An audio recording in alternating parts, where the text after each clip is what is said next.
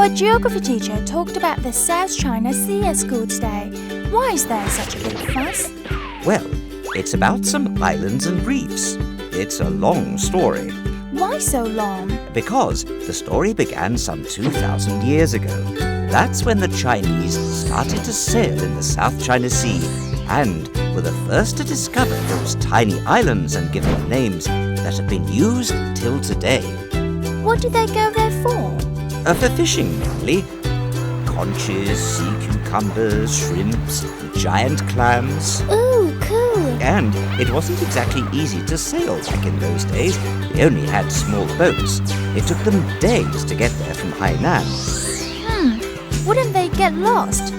Oh, they had compasses, didn't they? And maps, many maps, which they kept updating. During the Yuan dynasty, the emperor started sending the navy to patrol the South China Sea. Oh, I never realized they could handle ships as well as horses. Then, about 600 years ago, came the great Chinese admiral Zheng He. He led an armada and made 7 voyages to Southeast Asia, the Middle East, and Africa. Some say his adventures are the inspiration for Sinbad in the tales of the Arabian Nights. Sinbad? I love Sinbad. So what did Admiral Zheng He do exactly?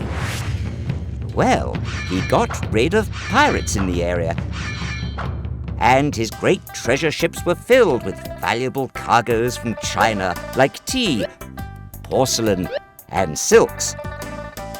Can you guess what these were exchanged for? I'm not sure. Fabulous spices, rare gems, and China's first giraffe. Wow, cool.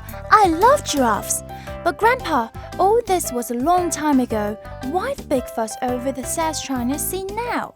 It's quite complicated. You see, the French took away 9 islands in the 1930s. Then came the Japanese, who seized even more.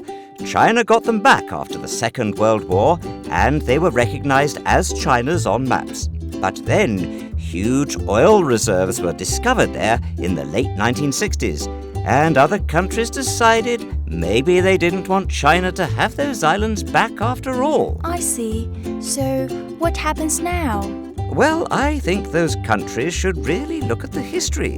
Then they'll see that China was the first to settle there, the first to trade there, and the first to make the area secure.